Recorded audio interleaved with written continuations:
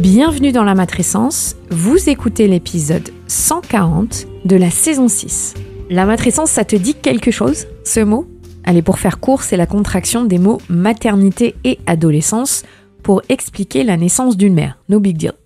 Depuis 4 ans maintenant, ce podcast s'intéresse aux bouleversements majeurs que peuvent vivre les femmes à leur entrée dans la parentalité. Et tu sais quoi ? La patrescence, ça existe aussi. Donc ce podcast s'adresse à tous les parents, ou non d'ailleurs, qui veulent cheminer ensemble vers un monde meilleur et plus accueillant pour leur enfant. Oui, parce qu'ici, on parle aussi éducation et j'assume complètement aborder des thèmes dits d'éducation bienveillante ou respectueuse. Tous les vendredis, je reçois des spécialistes passionnantes et passionnants pour t'expliquer ce nouveau monde dans lequel tu as mis les pieds. Et au fait, je suis qui moi ? Je suis Clémentine Sarlat. J'ai créé ce podcast à l'arrivée de ma première fille en 2017, le tsunami de ma vie. Et à la base, je suis journaliste dans le sport, à la télé, mais j'aime bien avoir 1000 casquettes, donc tu m'as peut-être déjà aperçu dans ta télé pour parler rugby ou tennis. J'ai 3 filles, assez rapprochées, et j'ai accouché 2 fois à la maison, et ça aussi, ça fait partie de qui je suis. Allez, bienvenue dans ce podcast, let's go. Je sais pas vous, mais moi, j'adore regarder mes filles jouer ensemble. Bon, certes, c'est un grand moment de répit pour moi, mais c'est avant tout un bonheur immense de les voir s'épanouir ensemble, rire et inventer leur propre monde. Le jeu participe depuis toujours à l'évolution de l'enfant, c'est en jouant qu'il socialise, qu'il découvre, qu'il invente et qu'il progresse. L'importance du jeu est même notée dans la Convention des Nations Unies relative aux droits de l'enfant de 1989, qui stipule que les États parties reconnaissent à l'enfant le droit au repos et au loisir, de se livrer aux jeux et à des activités récréatives propres à son âge et de participer librement à la vie culturelle et artistique. Sama Karaki est neuroscientifique et la fondatrice du Social Brain Institute. Elle est à l'origine d'un rapport fourni et interdisciplinaire sur l'importance du jeu libre. Le jeu libre comme principal vecteur d'apprentissage, mais comment ça se passe concrètement dans leur cerveau, mais aussi dans leurs liens sociaux. Les réponses dans cet échange, l'épisode sincèrement est passionnant et nous encourage à leur rendre leur liberté de jouer. Pas facile quand on est parent et qu'on aime bien mettre des cadres, même dans les temps de jeu. Je vous souhaite une très très bonne écoute.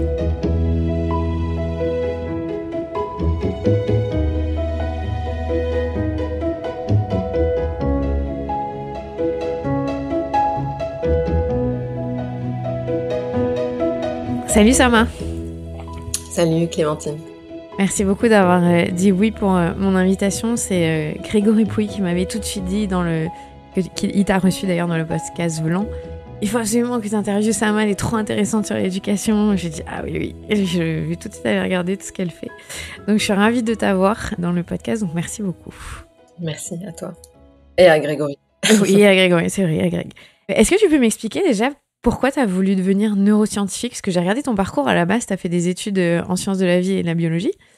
Et donc, comment tu as basculé après vers la neuroscience ? La neuroscience, c'est une branche de la biologie. C'est l'étude des bases biologiques des comportements et de la cognition en général. Alors, c'est très très large. Ça peut aller de l'étude d'un petit récepteur dans le cerveau jusqu'aux sciences plus cognitives et plus appliquées à des questions qui sont liées à la mémoire, liées à la pensée et même à la conscience, qui est le sujet le plus controversé. Mais il y a des personnes des neuroscientifiques qui vont aussi s'intéresser à des questions qui sont plus élaborées.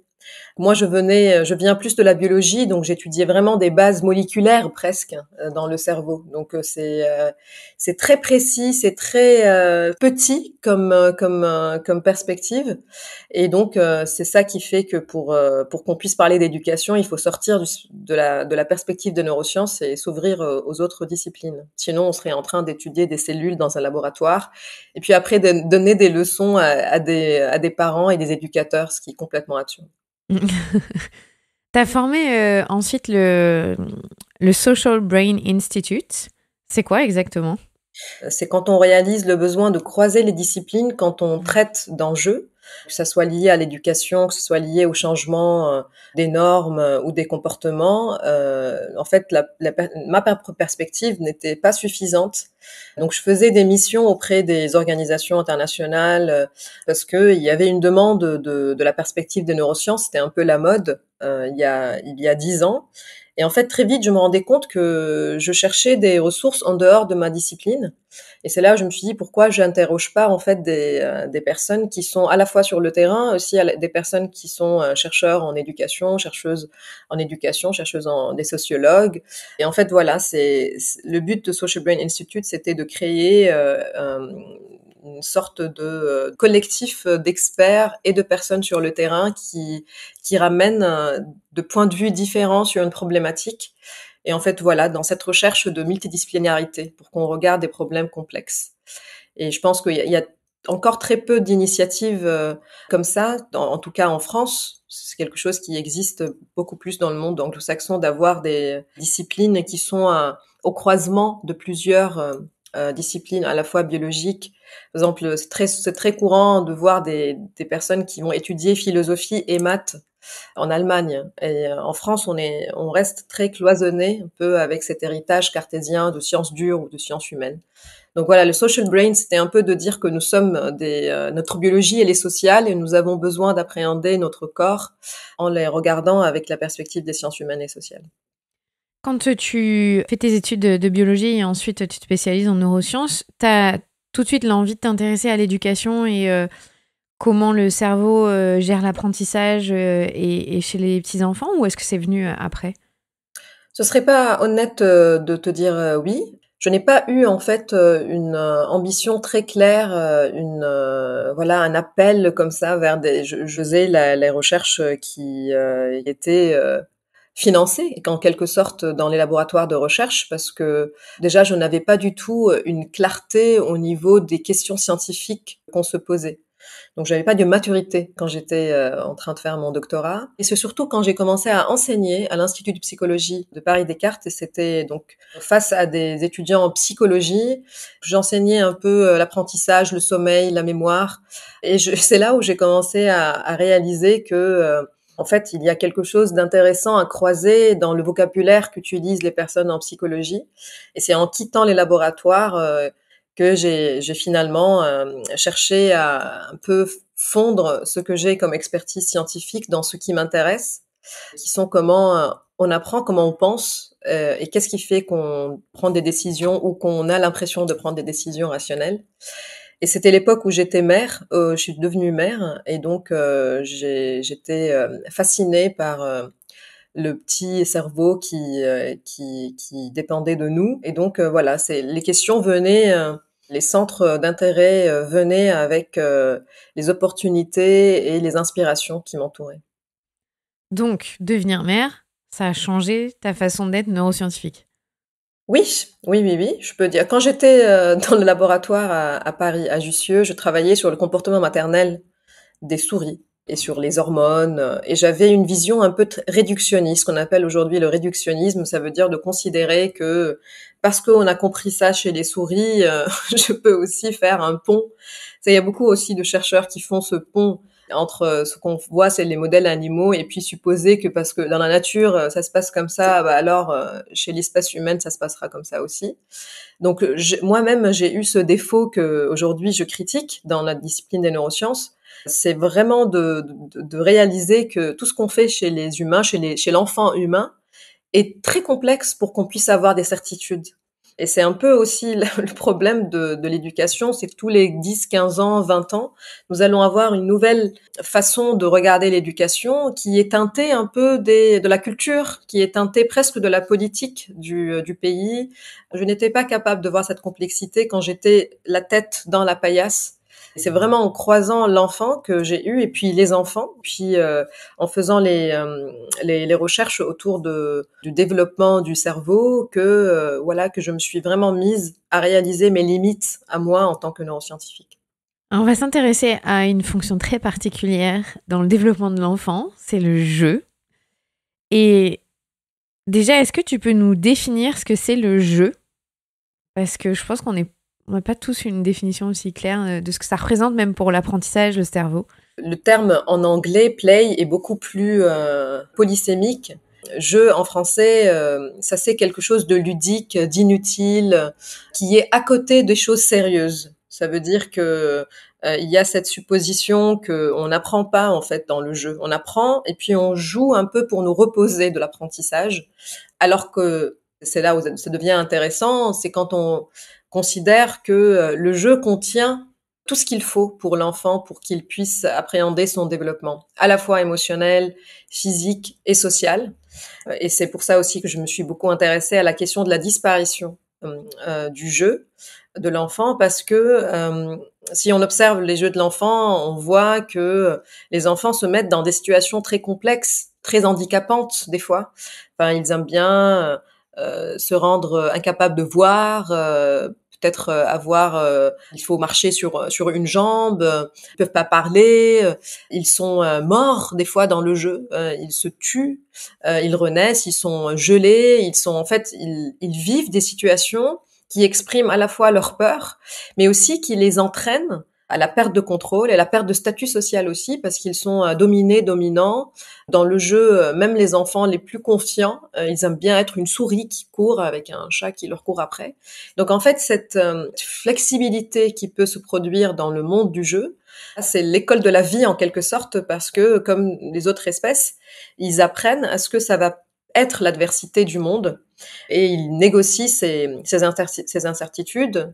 Ils se mettent ensemble, je sais pas, à partir de 4 ans, si vous observez des enfants, vous allez voir que quand ils se rencontrent, ils se connaissent pas aussi, ils créent des règles absurdes et ils se mettent à les respecter très très vite.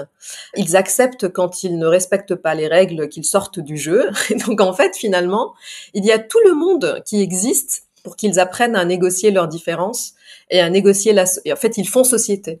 Et c'est là aussi l'intérêt anthropologique de regarder comment, en tant qu'espèce humaine, nous avons tout le temps joué. Il y a même des découvertes d'objets de jeux qui existent depuis des milliers d'années et qui accompagnaient la culture de l'époque. Et peut-être que là, on est la dernière génération qui a réellement joué, parce que dans une envie de nous occuper des enfants, on leur enlève cet avantage-là qu'ils ont et on les met dans des activités pour leur apprendre quelque chose pour le futur. Donc on est dans cette éducation stratège, préparatrice pour le futur, et on leur enlève ce qui est le plus peut-être précieux pour leur développement, c'est la liberté de s'ennuyer et puis de trouver, d'assouvir leurs besoins dans le jeu. C'est vrai que je regarde ma fille qui a 6 ans, quand elle va au parc ou, tu vois, cet été, on était au camping, et ben, elle va voir un enfant, elle va lui dire tu veux jouer avec moi?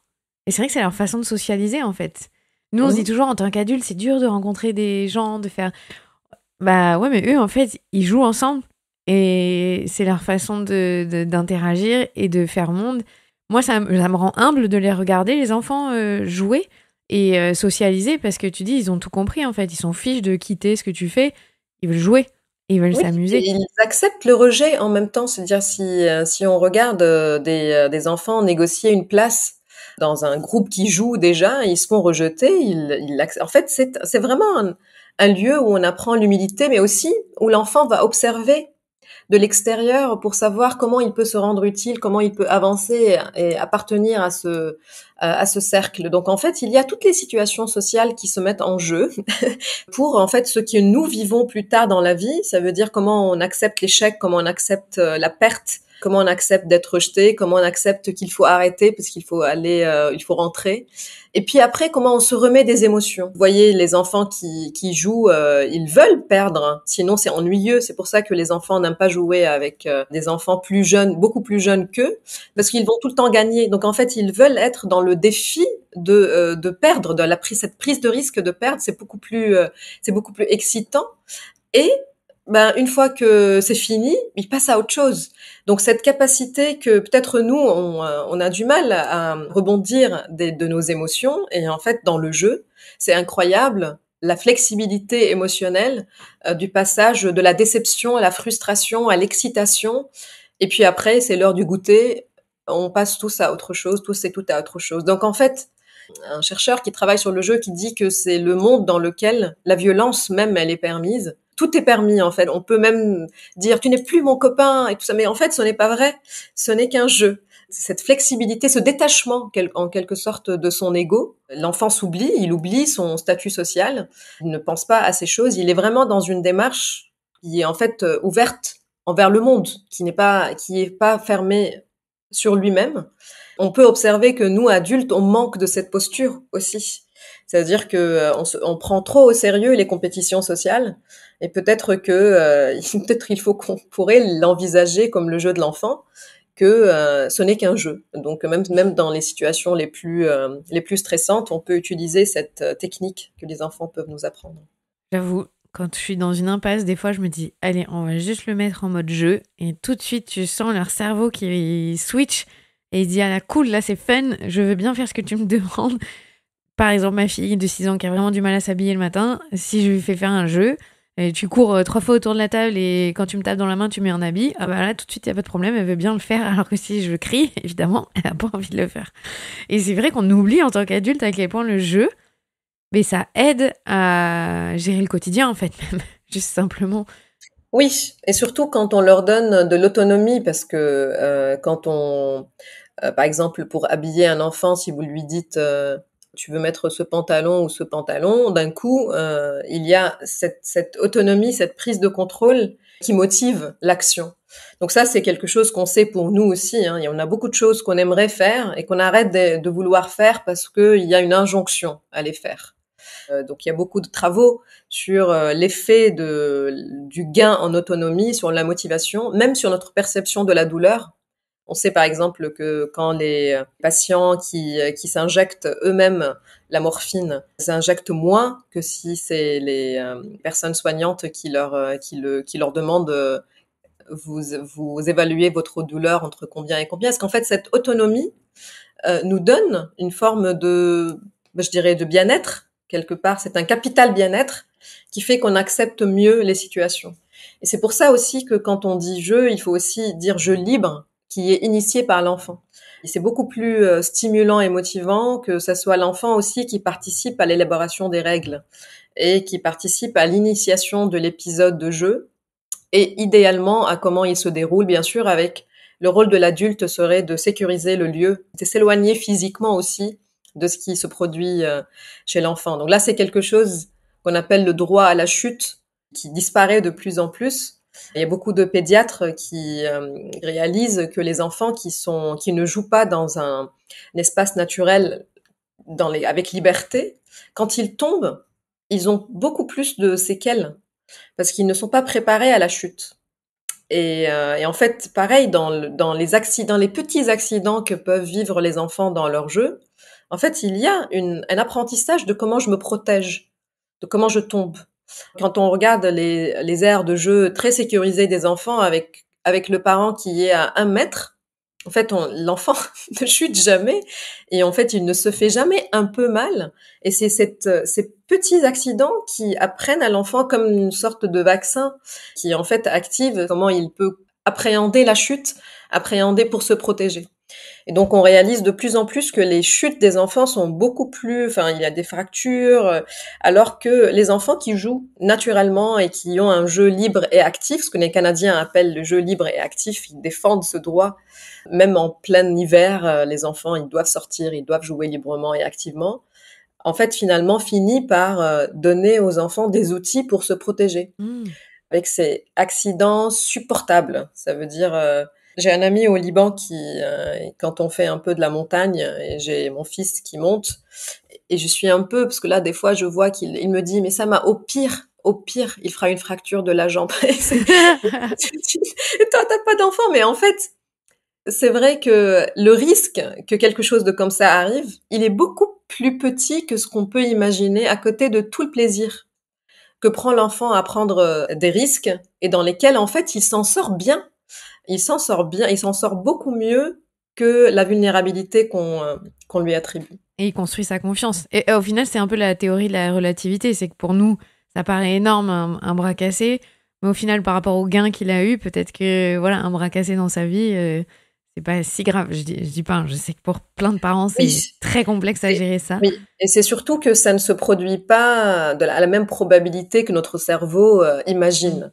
Un peu comme tous les accidents liés à la pédophilie, ce qui fait que que les parents ne veulent pas que leurs enfants jouent dans la rue, en bas de l'immeuble, en imaginant qu'il y a toujours un pédophile qui attend pour les prendre dans sa voiture, alors qu'en fait, réellement, le risque, déjà, nous savons tous et toutes que le risque qui de la pédophilie, elle est beaucoup plus grande dans le Dans la foyer, maison. Mm. et en fait, le fait que les médias en font des tonnes quand il y a quelque chose de la sorte qui se produit, ça fait que nous avons une comptabilité qui est un peu faussée, donc un biais qui fait que on pense que cette situation elle est beaucoup plus disponible. On appelle le biais des disponibilités, donc on a l'impression que c'est beaucoup plus fréquent de ce que c'est vraiment. Et en fait, c'est une des raisons d'ailleurs de la disparition du jeu libre, c'est que les enfants ne jouent plus dans les quartiers, dans les rues. Mm. En fait, ils ne s'approprient plus les lieux dans lesquels ils vivent. C'est très triste. Les rues. Après, bien sûr, il faut qu'il y ait des mesures qui font que les rues sont piétonnes, qu'il y ait une sécurité routière qui permette aux enfants de jouer. Mais les risques que nous pouvons imaginer, et je le dis à moi-même aussi, ne sont pas aussi réels que ce que notre cerveau, qui a une aversion à la perte beaucoup plus grande, ça veut dire on a beaucoup plus peur que quelque chose de négatif se produise, que tous les avantages que cette chose ne se produise pas. On va faire un mauvais calcul, et en fait finalement l'enfant il passe à côté de beaucoup d'opportunités d'apprentissage, dont d'ailleurs l'opportunité de savoir comment gérer un adulte qui l'approche et qui lui propose un bonbon. Enfin, ça c'est aussi il y a des opportunités qui peuvent apprendre à l'enfant l'autonomie et de se protéger à partir d'un certain âge. Et l'enfant passe à côté de ces opportunités d'apprentissage. Alors, tu as parlé en tout début là, de cette conversation du jeu, mais le jeu libre. Est-ce que tu peux nous expliquer vraiment clairement donc, sur quelle définition et pourquoi aussi tu recommandes le jeu libre le plus possible dans la nature? Alors, le jeu libre, pour définition, c'est un épisode de jeu qui est initié par l'enfant, dans lequel il n'y a pas d'objet qui porte déjà les questions et les réponses, genre une voiture, j'appuie dessus, elle roule. Donc en fait, idéalement, ça commence par n'avoir absolument rien dans l'espace, et puis l'enfant, il trouve un bâton, il trouve un tissu, il trouve un carton dans lequel il va imaginer la possibilité de jeu. Donc c'est un peu comme, je sais pas, comme peut-être nous avons fait enfant, nous, notre génération. On s'ennuyait, les adultes n'étaient pas nécessairement très penchés sur l'enfance comme nous le sommes aujourd'hui. Et donc, en fait, ce qui nous permet d'initier un jeu qui, en fait, peut-être part juste après un épisode d'ennui. Il y a les règles qui sont aussi imaginées par l'enfant, négociées et ça peut être social comme ça peut être solitaire. Et puis l'enfant aussi fatigue, donc au bout de alors quand ces épisodes fonctionnent bien, ça peut durer 2-3 heures. Et après, l'enfant, il se fatigue et il termine son épisode.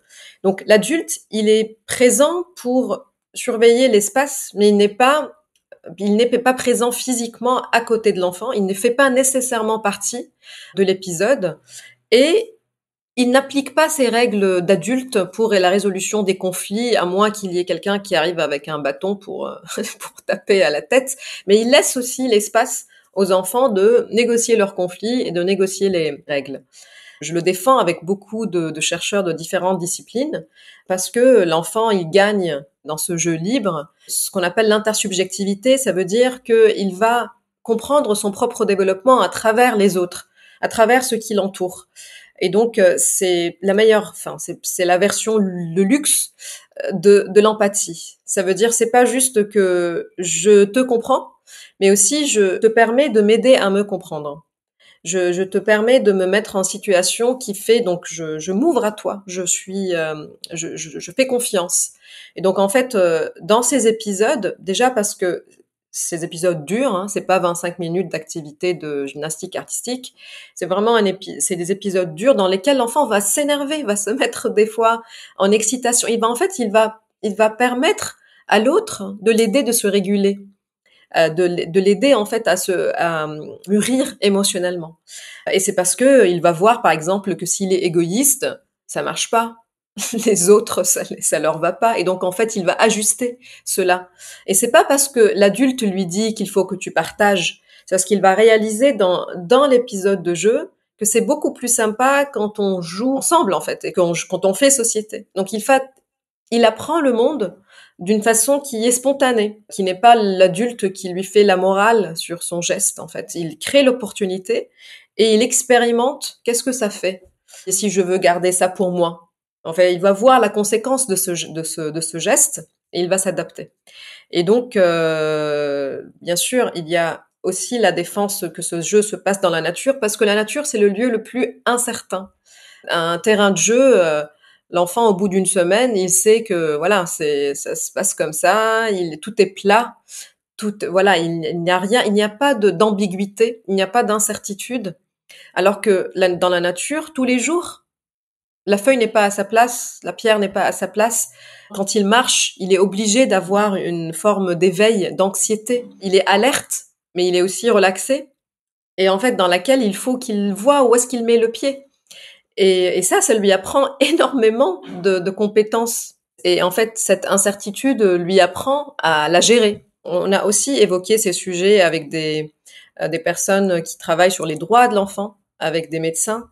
Et en fait, la question du zéro risque était évoquée. C'est-à-dire que même les personnes, les architectes qui conçoivent les aires de jeu, ils sont aussi dans l'obligation de créer des aires de jeu où il se produirait pas d'accident. Donc, ce qui fait que la nature, elle n'est pas aussi protégée et en fait, elle permet à l'enfant beaucoup plus de prise de risque, beaucoup plus d'exploration de ses propres limites. Et après aussi, il y a une autre raison pour laquelle il faut défendre le jeu dans la nature, c'est que ça permet de créer un lien affectif avec la faune, avec la flore. Peut-être que c'est ce lien aussi qui serait le plus protecteur de cette relation que l'enfant a avec les éléments naturels et qui, on peut espérer qu'adulte, on protège ce que nous aimons. Si on a un lien affectif, en fait, on serait nos positions beaucoup plus aisées pour protéger ce patrimoine naturel. Au final aussi, on vit, tu le disais, les architectes, on vit dans une société où on n'aime pas le risque. Et dans le jeu libre, la problématique, c'est nous les parents, nous les adultes qui intervenons beaucoup trop. Parce qu'on peut être des parents qui laissons jouer nos enfants, on les emmène au parc tous les jours, on leur fait faire des jeux de société, mais au final, on leur laisse pas l'espace pour être eux, pour tester. On intervient très vite en tant que parents quand il y a des conflits entre les enfants. Et comme tu le dis, les générations de nos parents étaient peut-être un peu moins portées sur ça, nous laissaient beaucoup plus cette liberté. J'ai le souvenir de jouer en permanence dans la rue chez moi, d'aller dans le petit bois à côté de chez moi, de prendre mon vélo, d'aller à l'école à pied tout simplement. C'est un vrai sujet aujourd'hui avec ma fille. Moi, je veux la laisser aller à l'école à pied et c'est compliqué pour son papa et pour notre entourage même, alors qu'il n'y a aucune rue à traverser. Enfin, clairement, on est dans le truc idéal. Mais on prête des intentions de danger au monde enfantin qui finalement perturbe et compromet leur développement? Alors, il y a plusieurs raisons pour lesquelles on fait ce qu'on fait en tant que parent. Il y a aussi la raison normative, ça veut dire la peur d'être jugé par les autres parents. Ah, c'est vrai.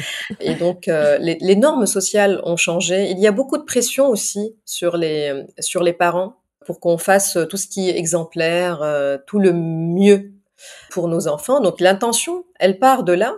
Il y a bien sûr l'intention qui est celle qu'on veut le meilleur pour nos enfants. Mais il y a aussi, des fois, une forme de hiérarchie sociale qui se traduit dans nos éducations dans nos stratégies parentales, dans nos stratégies éducatives. Et en fait, c'est un peu comme on montre un objet que nous possédons. On va dire, ah oui, moi je fais ci, moi je fais ça, oui, il mange pas ça, et tout ça. En fait, ça devient une forme de marqueur social, d'avoir des comportements types qui vont en fait démontrer aux autres où est-ce qu'on est placé dans l'hiérarchie sociale. Je considère aussi que ce n'est pas quelque chose pour lequel on peut en vouloir aux parents, parce que notre besoin d'appartenance aussi peut être à la base. Si votre enfant, il est dans une école alternative, où il y a que des parents qui ont l'air d'être à la pointe, des trends éducatifs, bah, vous allez finir par, sentir que vous faites pas assez, que vous faites pas aussi bien les choses.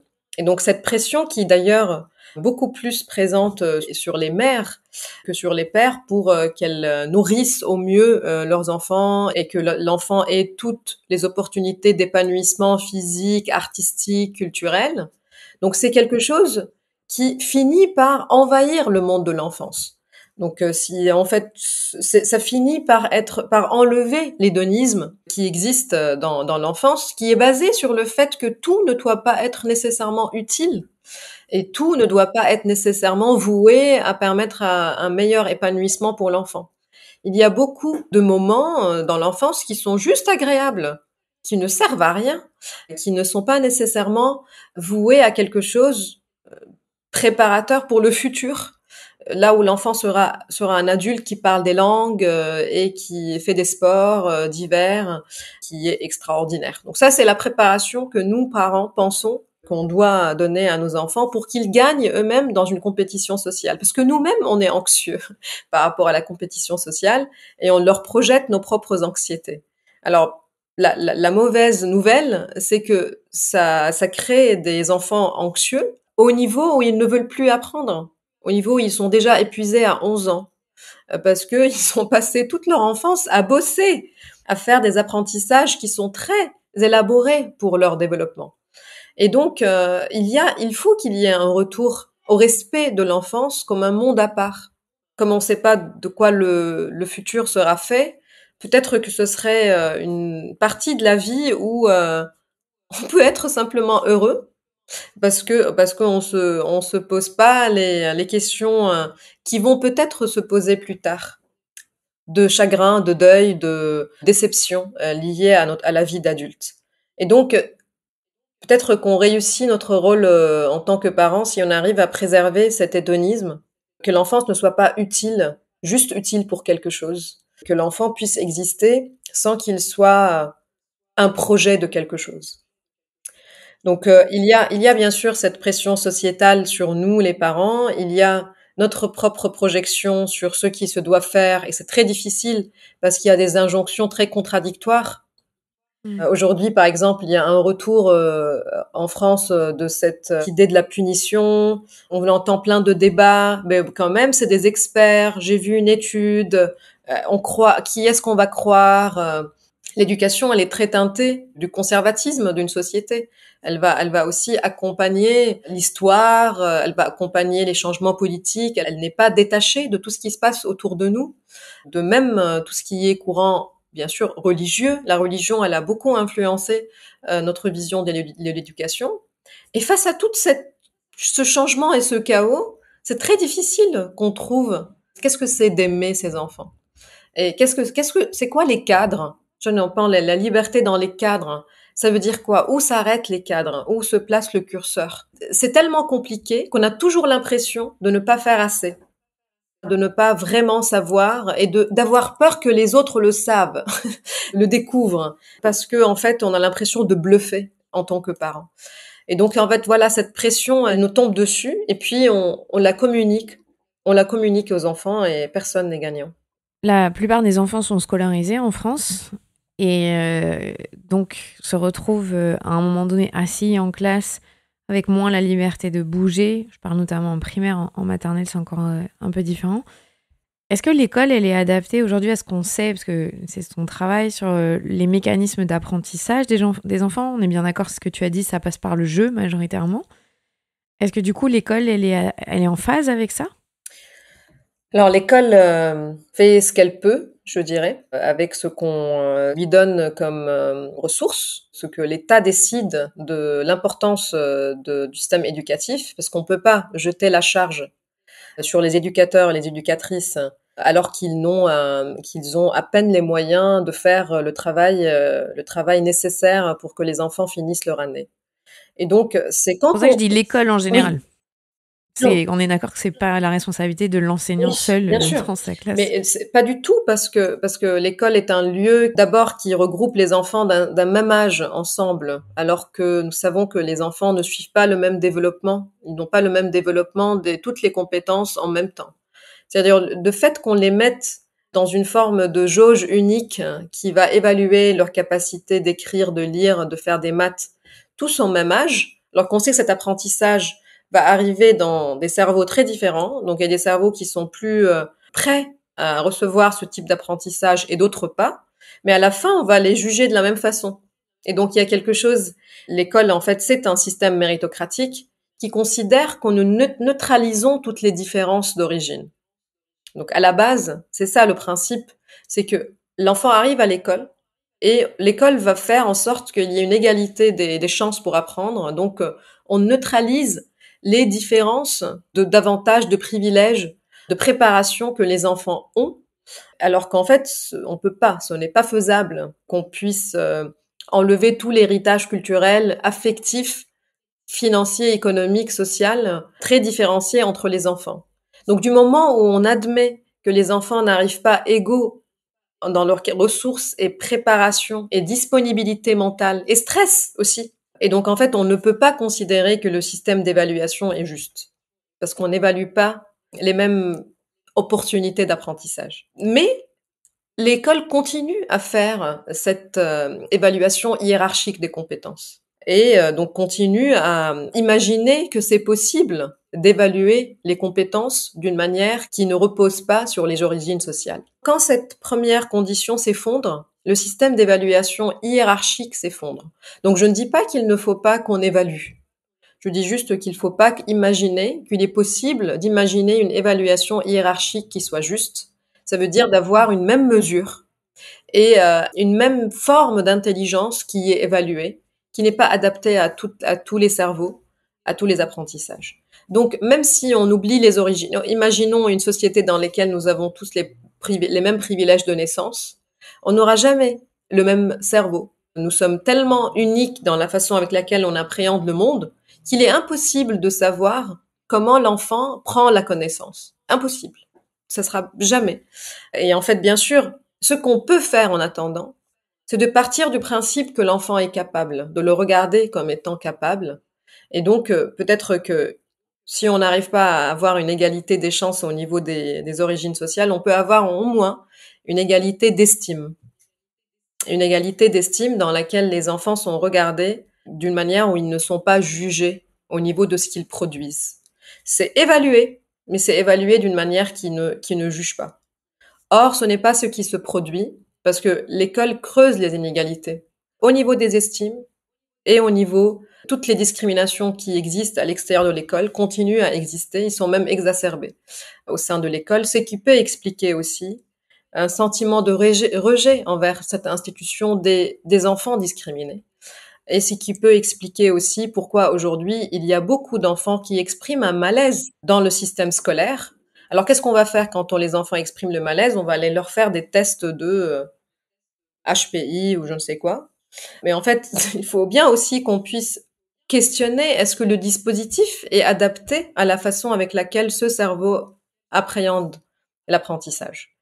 Et plutôt que de considérer que ces enfants sont trop singuliers pour l'école, il faut aussi imaginer une école qui permet d'accueillir toutes les formes d'intelligence, toutes les formes d'appréhension de la connaissance. Donc le chemin est long et idéalement, il ne faut pas qu'il y ait une évaluation qui se passe à la fin de l'année de 40 enfants juste parce qu'ils ont le même âge. Et donc en fait qu'il y ait la possibilité d'approcher l'apprentissage plus lentement que les autres. Donc en fait qu'il y ait une multiplicité de cette évaluation. Soit pas un moment dans lequel tous ceux qui ont 18 ans vont passer un bac à partir duquel tout le parcours de vie va être décidé et déterminé. Donc qu'il y ait en fait une multiplicité de voies, une multiplicité de parcours, une multiplicité d'intérêts et de formes d'apprentissage.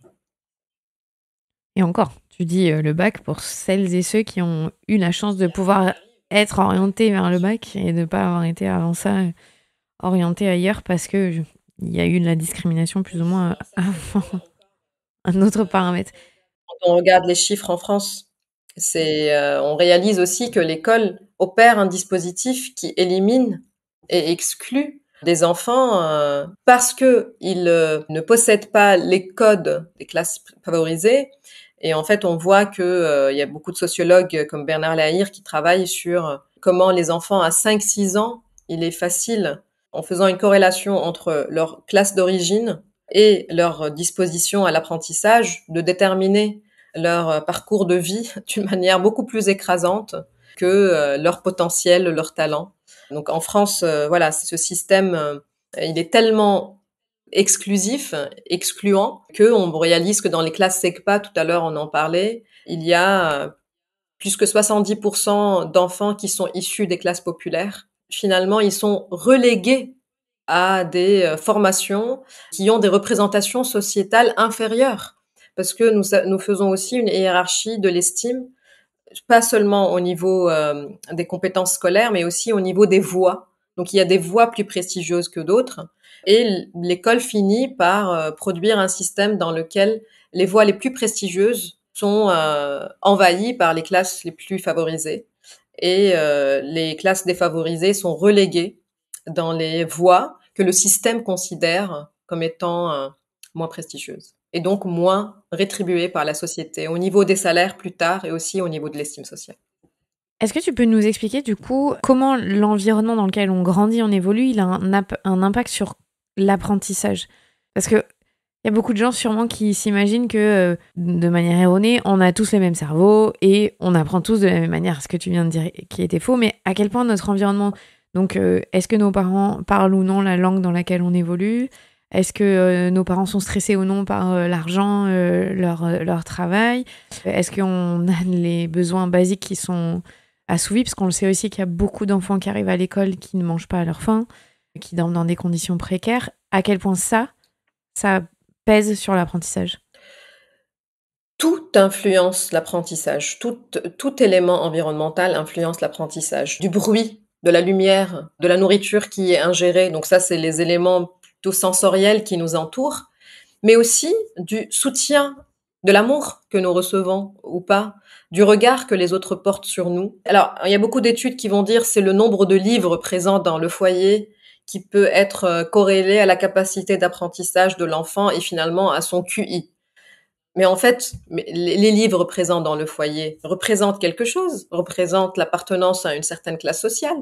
C'est tout l'avantage économique, déjà, qui permet d'avoir une disponibilité des parents pour s'occuper, pour regarder les centres d'intérêt de l'enfant et puis les faire fructifier en quelque chose. Et donc, quand on a une charge mentale qui est liée à une précarité économique, j'aime bien l'auteur Édouard Louis, dans un échange avec Ken Loach, il dit « Est-ce que les classes populaires ne peuvent pas aussi subir cette incapacité à l'amour ?» Je ne sais pas si je le dis comme il le dit, mais ça veut dire que quand on a une charge mentale, quand on est humilié, est-ce qu'on est capable d'amour de la même façon que si on est bien? Est-ce que même ce regard, cette attention, ce soin, il n'est pas aussi conditionné par la fatigue des métiers, par l'usure de nos corps, par le traitement avec lequel nous sommes reçus dans la société? Et donc finalement, l'enfant, il est affecté par d'abord le capital économique, parce que ce capital qui va permettre d'avoir une disponibilité ou non aux parents pour qu'ils montrent leur amour, pour qu'ils puissent l'exprimer, pour qu'ils puissent l'exprimer en action et en geste. Donc, je suis très opposée à ce qu'on romantise les classes populaires en disant que c'est plein d'amour et les foyers sont plus authentiques. Mais je suis aussi opposée à toute essentialisation en disant que les foyers populaires sont violents ou sont... Non, en fait, c'est beaucoup plus complexe et beaucoup plus singulier à chaque foyer. Mais ce qui est vrai, c'est que plus on est chargé de stress et d'anxiété, plus on a des problématiques à gérer et moins on est disponible pour regarder profondément dans les yeux de notre enfant, mais aussi dans les yeux de nos amis, dans les yeux des gens que nous aimons. On fait cette expérience nous-mêmes, qu'on est beaucoup plus disponible pour écouter, pour avoir de l'empathie, quand on est bien, quand on est reposé. Et donc, imaginez des foyers dans lesquels cette disponibilité, elle est réduite. Donc l'enfant, il n'est pas vu, il n'est pas observé, il n'est pas écouté, donc il n'y a pas d'empathie à son égard, mais pas parce qu'on est méchant, c'est parce qu'on n'a pas la disponibilité pour avoir cette empathie. Et donc il arrive avec cette charge. Donc le soutien affectif est essentiel dans la construction des ressources mentales de l'enfant. Mais il y a aussi la distance qu'il traverse pour arriver à l'école. Quelle rue il traverse, quelle violence il croise, quelle interaction sociale il vit. Et il y a aussi toutes les opportunités de voir le monde, toutes les opportunités de jeu, toutes les opportunités d'interaction avec des personnes diverses et riches et complexes, toutes les opportunités d'autonomie qu'il reçoit. Donc finalement, il est façonné par tout ce qui l'entoure. Et ses ressources mentales, elles sont façonnées par tout ce que l'enfant vit. Donc nous avons un cerveau plastique. Oui, on aime bien cette idée que oui, en fait oui, mais il est façonné par tout ce qui est positif et tout ce qui est négatif. Et il peut gaspiller beaucoup de ses ressources à gérer. Par exemple, on prend l'harcèlement scolaire très au sérieux parce qu'on dit que ça empêche l'enfant d'apprendre parce qu'il est dans l'anxiété, parce qu'il cherche à trouver sa place. Et en fait, on peut considérer que tout ce que vit l'enfant aussi, dans son foyer, qui est invisible à l'école, qui s'il voit la honte dans le visage de ses parents, il imprime cette honte. S'il entend des rires dans le foyer, il imprime ces rires. Et bien sûr, s'il entend un vocabulaire qui est riche autour de lui, il imprime ce vocabulaire. Et voilà, je reviens au capital économique, parce que c'est ce capital qui déverse sur les autres. Je ne dis pas qu'on peut pas entourer l'enfant d'amour et de chaleur, et donc ce qui lui permet, et d'ailleurs c'est dans la majorité des discours de transclasse des personnes qui traversent les classes sociales, il y a cette présence de mes parents m'ont soutenu. Ma mère, elle était là derrière moi, et d'ailleurs ça correspond à ma propre histoire aussi, mais on ne peut pas nier que c'est beaucoup plus difficile d'avoir la force de donner l'amour quand on est écrasé par les inégalités sociales. Donc il y a quelque chose, la société serait beaucoup plus honnête si on admet que les inégalités sociales ne sont pas neutralisées par l'école. Et donc que nous sommes face à des enfants qui arrivent avec leurs charges, qui arrivent avec leurs avantages et désavantages, et donc on n'est pas en position juste de les juger. Ça m'interpelle ce que tu dis. L'amour, ça a un rôle dans l'apprentissage. L'amour qu'on peut donner à nos enfants fait qu'ils peuvent avoir des meilleures capacités, enfin en tout cas utiliser leur cerveau d'une meilleure manière, si je le dis correctement. On peut plutôt aborder la question à l'inverse. Ça veut dire que si je suis en train de me poser la question de est-ce que je suis acceptée, est-ce que je suis aimée, cette question perturbe. Ça veut dire que je vais comme si j'ai une voix dans mon cerveau. On sait par exemple, il y a des études qui montrent que la douleur sociale, la douleur qui est générée par l'exclusion sociale, elle active dans le cerveau les mêmes circuits qui sont activés quand on a une douleur physique, quand on a une indigestion alimentaire ou quand on a une blessure quelque part. Et donc en fait, le cerveau, je prends des pincettes parce qu'il faut ne pas faire des interprétations très larges, mais on peut dire que il y a une considération qui n'est pas très éloignée entre être exclu socialement, être dans une détresse sociale et être en détresse physique, être malade. Ça veut dire que quand on est malade, on est moins disponible pour apprendre. On est préoccupé par la résolution de cette douleur. On est préoccupé par vouloir la soigner. Alors, ce n'est pas nécessairement que les parents, et d'ailleurs, je m'éloigne de toute approche psychanalystique qui force un peu l'étendue de l'influence parentale sur le développement. Nous pouvons être influencés par toutes les personnes qui nous entourent. L'enfant, à partir de 5 ans, c'est ses amis qui comptent. En plus, bien sûr, ses parents comptent, mais la famille, elle peut être présente de diverses façons. Donc, cette idée de mère, père qui sont présents et qui s'aiment et que sinon l'enfant il sera altéré dans son développement, il faut qu'on en finisse déjà, même s'il y a un retour à cette injonction. Mais en fait, il est influencé même par l'amour qui est présent entre les personnes qui l'entourent, qui n'est même pas dirigé envers lui, parce que ça le rassure que tout va bien, que le monde ne va pas s'effondrer. Et ça nous rassure, à nous aussi, de ne pas se poser la question, est-ce que je suis acceptée? Est-ce que je suis reconnue? Maintenant, si toi et moi, on est en train de discuter, et moi je me dis, comment Clémentine juge ce que je suis en train de dire par rapport aux ses autres invités? Ben, je perds le fil de mes idées, parce que je ne suis plus dans le processus de la pensée. Je suis dans une réflexion qui porte sur comment je suis perçue. Et donc, c'est à ça que ça sert l'amour. Ça sert à nous donner la possibilité d'être soi-même, parce qu'on se dit que de toute façon, j'ai cet amour. Je me pose pas la question. Je ne me pose pas la question. Et donc, je ne me pose pas la question, ça veut dire je ne gaspille pas l'énergie à me la poser. Et il y a d'autres questions que je peux aussi, en tant qu'enfant, me poser.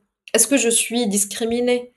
Est-ce que la couleur de ma peau pose un problème pour les autres? Est-ce que je suis vue autrement? Et quand on regarde les études, on se rend compte que les enfants, à un très bas âge, sont conscients de ces discriminations. Alors, ils vont pas peut-être le formuler avec des mots, mais ils savent où est-ce qu'ils sont placés dans l'hiérarchie sociale. Ils le sentent, ils le savent. Et c'est beaucoup plus profond que de le penser, de le savoir dans son corps, de le savoir dans son affect. On n'a pas besoin de pouvoir le dire, on le sait. Et on sait que on n'a pas les privilèges que les autres ont. Et c'est un gaspillage émotionnel parce que nous avons, en plus de la charge de l'apprentissage, la charge de taire ces voix-là. Quand on parle, par exemple, de la parité, quand on dit qu'il faut qu'il y ait autant de femmes et d'hommes, pourquoi, en fait? C'est quoi, cette obsession de 50-50? C'est parce que on sait que la charge de ne pas se sentir à sa place enlève de nos ressources mentales. Et donc, il faut créer des milieux dans lesquels on sent que c'est notre place, parce que on est entouré de personnes qui nous ressemblent. Et donc, c'est important de considérer le coût mental que ça prend, le manque de soutien social, le manque ou la présence d'un jugement social, parce que ça nous enlève l'énergie nécessaire, coûteuse pour apprendre. Ça, on n'a pas parlé de l'apprentissage comme il est, mais l'apprentissage est coûteux. Donc, c'est un investissement. On doit avoir les ressources pour pouvoir le faire. Donc, les ressources, les moteurs qui nous donnent l'énergie. C'est pour ça qu'on parle de motivation, motere, moteur, c'est ce mouvement. Et un des moteurs, c'est ces soutiens affectifs. C'est aussi vrai pour les enfants que pour nous les adultes. Et pourquoi est-ce que l'apprentissage, c'est coûteux? Ça demande des connexions neuronales différentes de marcher dans la rue tranquillement. Alors, en fait, oui, parce qu'on marche dans la rue d'une manière automatique, donc qui est déjà apprise. Alors, ça a été coûteux Ça a été, ouais, c'est vrai. pour un enfant qui commence à marcher. Vous voyez bien qu'il est très, très occupé par cette action. Il est fatigué après, parce que ça a été coûteux. Il est très concentré, et donc il n'a pas encore automatisé. Mais ça s'applique à tout ce que vous êtes en train d'apprendre de nouveau dans votre vie. Donc vous êtes en train de le prendre. Vous êtes en train de faire cet effort pour créer les connexions neuronales. Donc la création de ces connexions. C'est une création qui demande de l'énergie, qui demande beaucoup de sucre d'ailleurs, mais qui demande beaucoup d'énergie parce que c'est quelque chose qui est contre soi. Ça veut dire, là, moi, je perds ma vie d'une manière automatique, mais si je veux apprendre quelque chose, je vais aller contre soi, contre moi. Je vais faire cet acte créatif d'ailleurs. La créativité, c'est l'apprentissage. Donc, je vais en fait créer quelque chose d'autre. Et ça, il faut, il faut qu'il y ait l'énergie pour le faire. Et c'est au bout d'un moment que on automatise, on rend automatique cet apprentissage. Au bout d'un moment, ton enfant et mon enfant vont lire d'une manière automatique, donc ça va leur être moins pénible parce qu'ils auraient automatisé. Donc c'est à partir de ce moment qu'ils pourraient être disponibles, encore une fois, pour faire autre chose. Ça veut dire pour apprendre de nouveaux mots, pour créer du sens, pour peut-être écrire eux-mêmes, imaginer c'est parce que une fois que j'ai automatisé, c'est comme si j'ai rangé dans un disque dur et je peux m'occuper d'autre chose. C'est pour ça aussi que les années formatrices pour l'enfant sont très fatigantes. C'est pour ça qu'il faut qu'il mange beaucoup.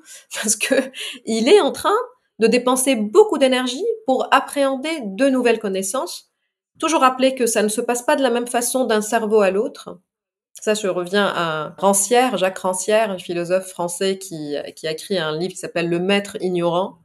Enfin, le maître, il est ignorant et il ne sait pas comment l'apprentissage se fait chez l'autre.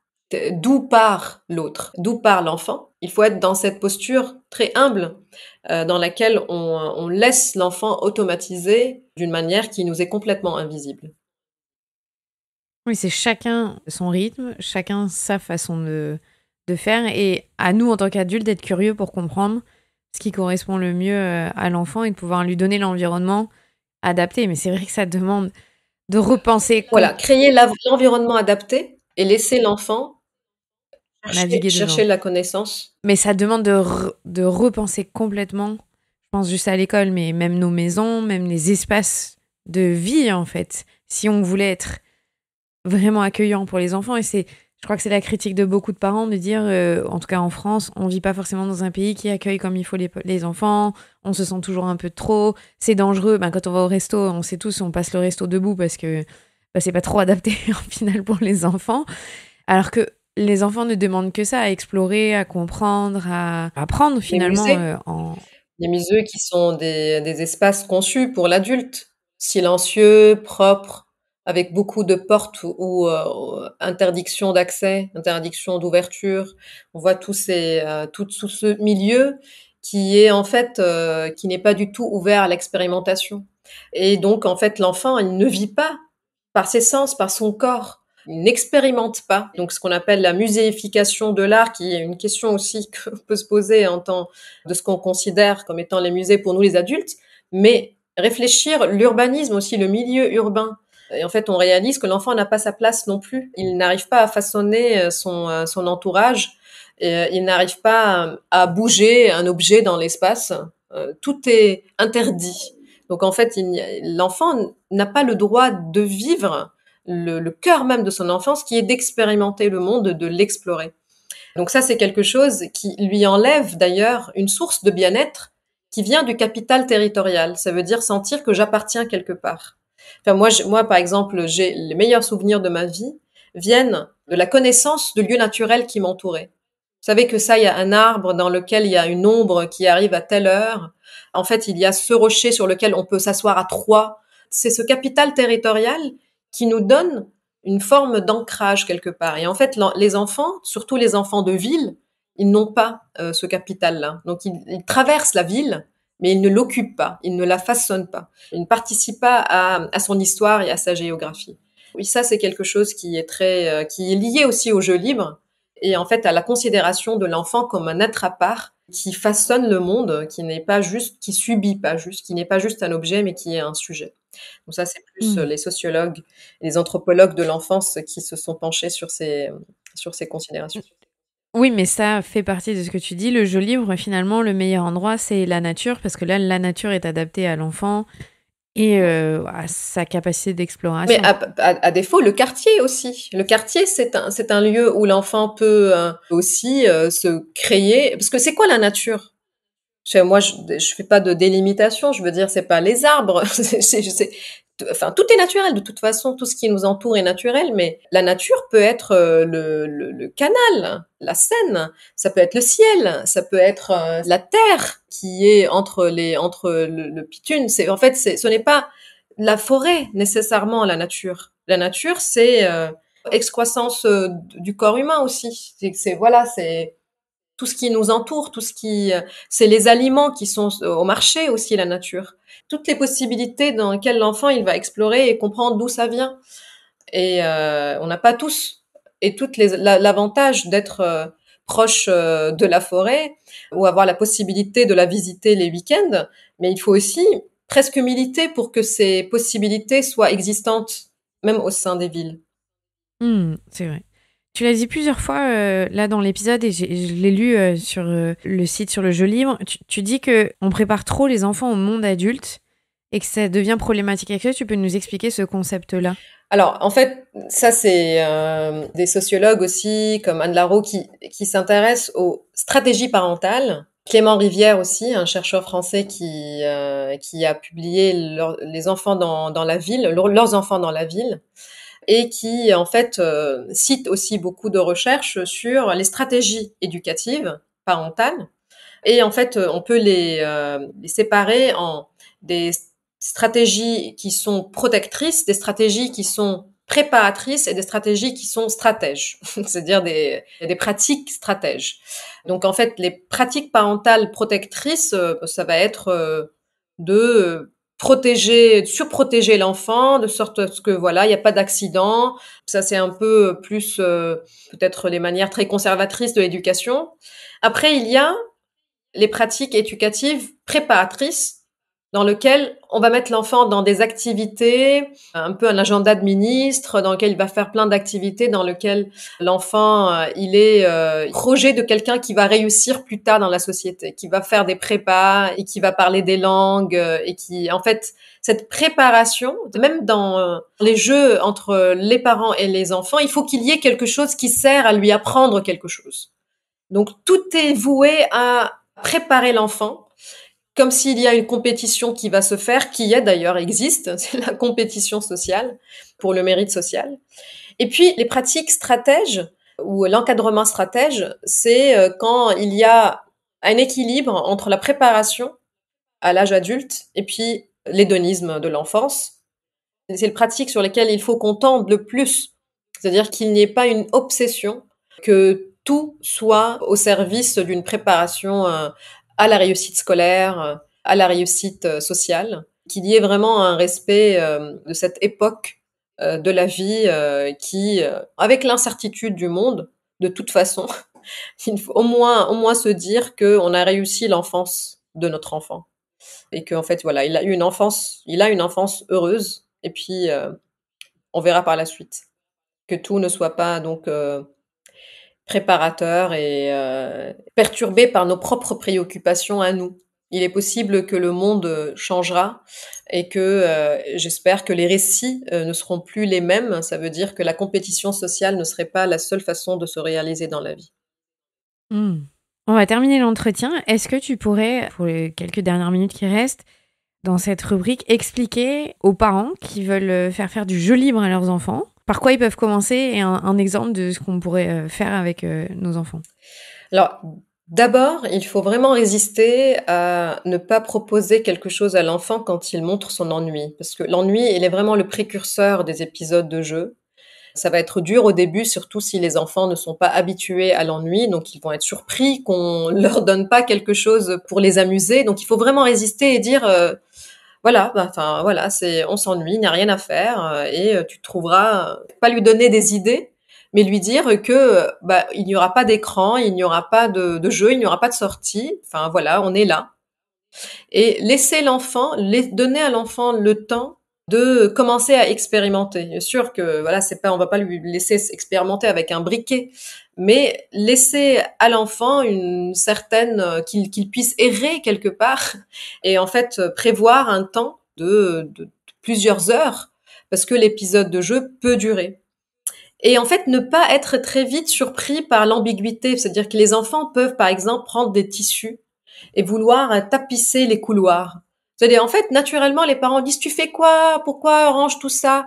Et en fait, être tolérant à l'ambiguïté du jeu de l'enfant, parce que ça va faire les meilleurs souvenirs de la vie. Et ça peut nous paraître des fois, oui, t'es en train de salir des vêtements parce qu'ils sont en train de faire des maillages avec des vêtements, mais ce n'est pas si grave parce que à côté du risque de devoir re-ranger les vêtements, il y a eu quelque chose de très intéressant qui s'est produit.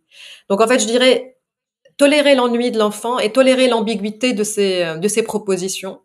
On les entend, les enfants, tous les jours dire «Eh, j'ai une idée!» Et en fait, c'est complètement farfelu. Mais il faut qu'on sorte de notre perspective d'adulte qui trouve cela absurde et se dire que ça aura du sens pour lui.